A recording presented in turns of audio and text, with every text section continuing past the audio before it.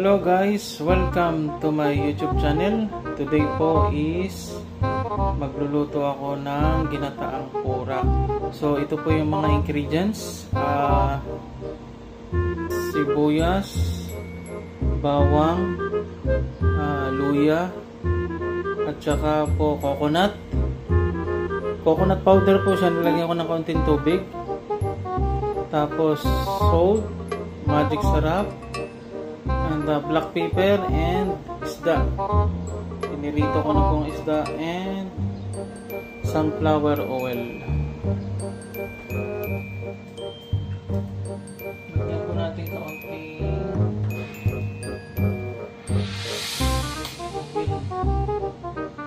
isa muna po natin sibuyas, bawang, at luya.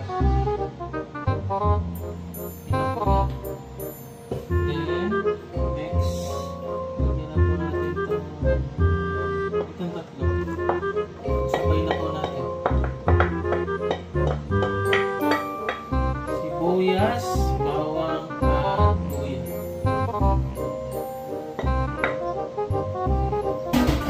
So halo-halo lang po.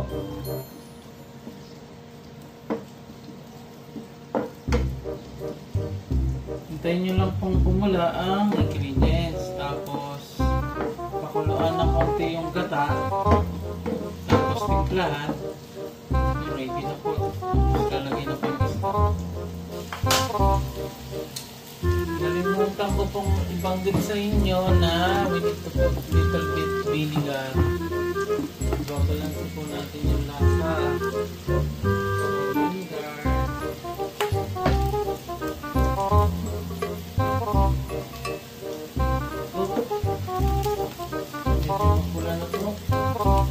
At yung amoy ng ingredients ko is mag-aromatic na. So next, tapos inaapoy. Ilagyan po natin ang gata.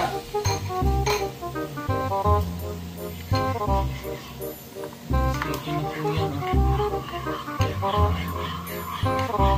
6 na scoop na powder, tapos nilagyan ko po ng tubig. Tapos lagyan na po natin dito. Ito na po yung pinakasabaw. Pakukulaan po natin ang lumapot. Yung lumapot yung sabaw. Tapos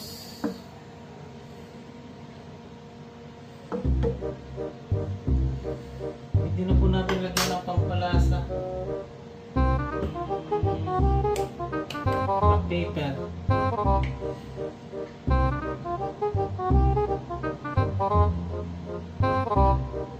So pwede nyo pong dagdagan ng tubig kung gusto nyo ng masabaw. Sa akin po is gusto ko yung parang naglalatik, malapot yung sabaw. Tapos lagyan na po natin ng vinegar. So tansya lang din po sa vinegar. 1. So okay na po yan. Para maasim-asim na balanse ang lasa. Lagyan na po natin na konting asin. Ito yan. Lagyan natin konting asin. Okay na po. Tansya lang. Huwag masyadong marami ang asin. Dahan-dahan para hindi maging maalat. Kung magkulang man po is dagdagan natin.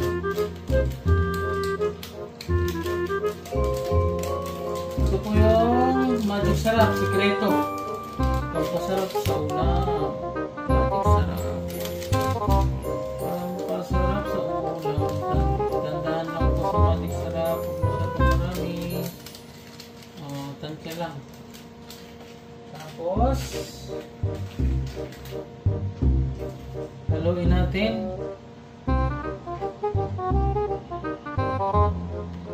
Sarap yung dilaw na nakuha, luya.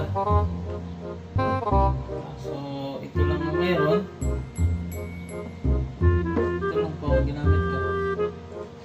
Tapos tikman natin. Ito ang sikreto. Bawat lagay na ingredients tikim para malaman nyo po kung anong kulang.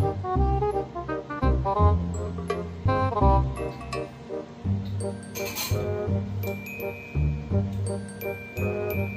pa ng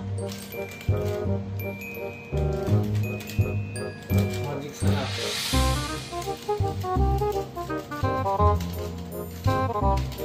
Okay na po yan. Tapos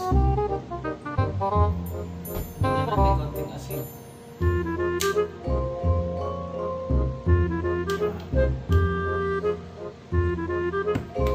Tapos halo ulit. Natik na po itong kanya. Kasi ito po yung ginamit kong gata. Wala po kami ibang gata. So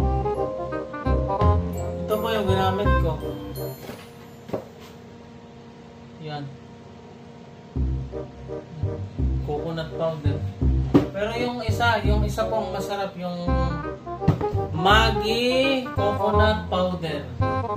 Yung sa atin sa Pilipinas. Masarap ang lasa. The best po yun. Nagata. Okay na po. Pwede natin ilagay dito sa isda. Pwedeng i-dip or mas masarap i-dip para makapit. Na po. Yan. Didididit.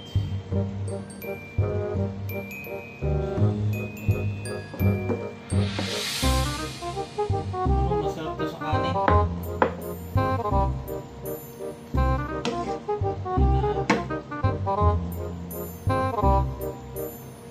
Pwede nyo pong ilagay nyo sa isang plato tapos ilagay nyo ang sauce. Pwede ganito. Pero mas maganda ganito para yung lasa is doon sa isda.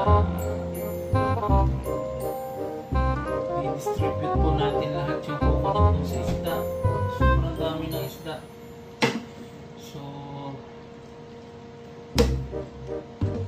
okay na po ito. Sa pagluluto, take patient po. Matyaga. Ay, may nilaga. Yan po. May tyaga, makakain ka ng masarap. Pati makakasave po kayo pag nagluto sa bahay. Itong expenses ko nito, magkano lang po? My expenses is I think so 10 dirham lang itong lahat. Pero isang pamilya na pong makakain. Yun ang advantages pag nagluto sa bahay. Instead na isang kainan lang, makakain pa ito 3 beses. O pag nagtitipid, tama pa pong isda.